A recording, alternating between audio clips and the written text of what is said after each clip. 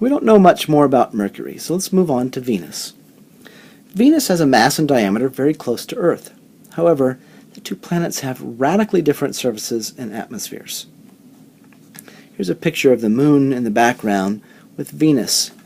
This is either slightly after sunset or slightly before sunrise. Now, reflected spectra and spacecraft measurements show the Venetian atmosphere is 96% carbon dioxide, a little bit of nitrogen, and small amounts of water and other gases. The winds on the surface of Venus exceed 200 miles an hour. There's a lot of energy in the atmosphere. The nice pretty clouds that we see on Venus are actually sulfuric acid droplets with a little bit of water. The clouds are very high and thick. They range from 30 to 60 kilometers above the surface, and so we really can't see the surface to the clouds.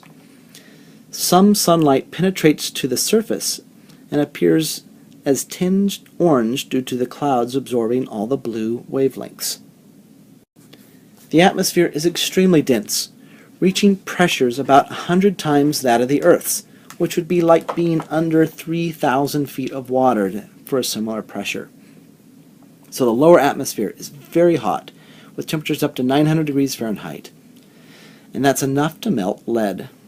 Spacecraft again have landed on Venus, but do not survive long because of the harsh conditions. Why is Venus so hot? The answer is the greenhouse effect, a process that explains why the interiors of cars actually get so hot in the sunshine.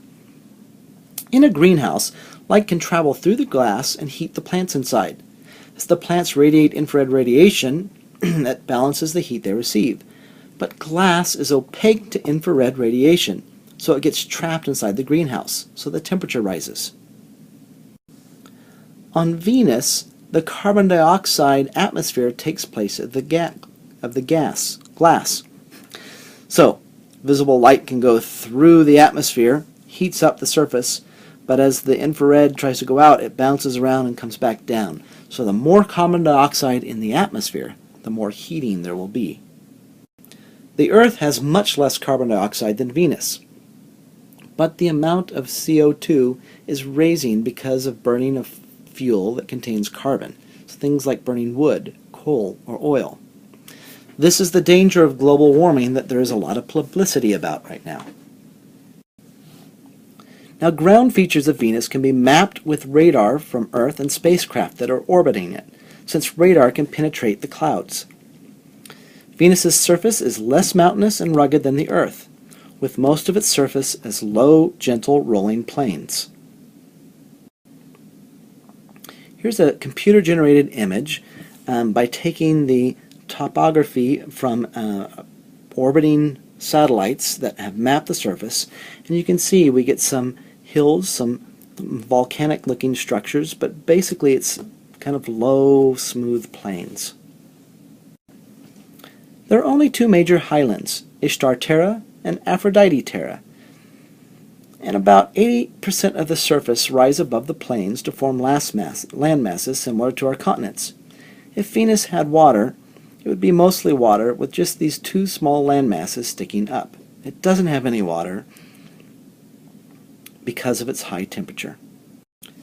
Ishtar Terra is about the size of Greenland and is studded with volcanic peaks. Maxwell Montes, the highest, is 11 kilometers above the average level of the planet, which would be the equivalent sea level reference.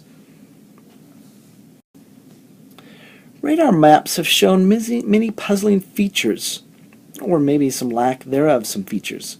There's very few plate tectonic features.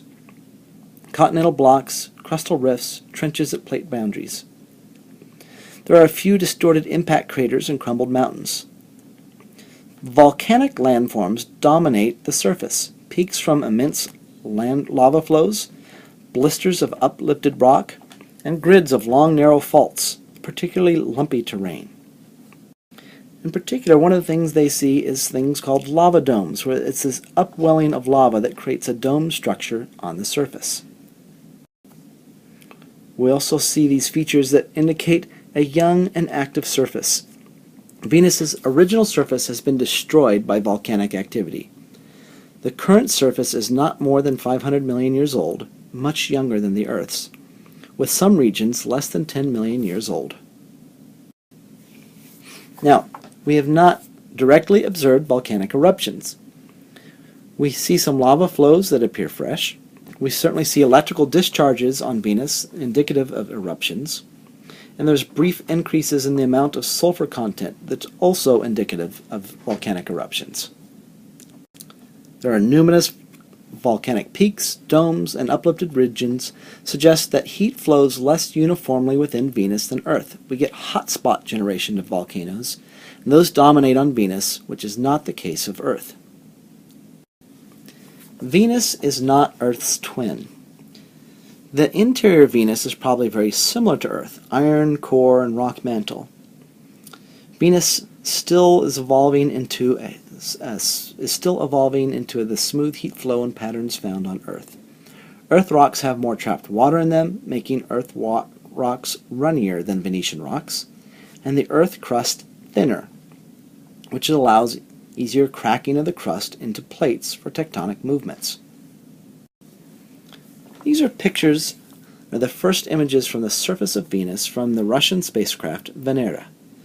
It landed showing a barren surface with flat, broken rocks and lit by pale orange sunlight. Sampling also indicated the rocks were volcanic. Radar measurements show Venus is the slowest rotating planet, taking 243 Earth days to rotate once, and its spin is actually retrograde or backward from the rest of the planets. There's two possible causes for this slow retrograde rotation. One, Venus was struck shortly after its birth by a huge planetesimal. And two, tidal forces from the Sun and perhaps Earth may have shifted its spin axis over time. The solar day on Venus is 117 Earth days, and Venus rotates much too slowly to generate a magnetic field. Venus is also between the Earth and the Sun, so we will see it in transit, as we did with Mercury. However, they are much rarer. Transits of Venus occur in pairs, with more than a century separating each pair. We had one on June 8, 2004, but the previous one was in 1882, and it lasted 6 hours. The next one happened at June 8, 2012, and it lasted 6 minutes. This shows a photo of the 1882 Venetian transit, where we see Venus as a black spot moving across the Sun. Here are pictures of the Venetian transit in 2004, where again you see the black spot on the surface of the Sun.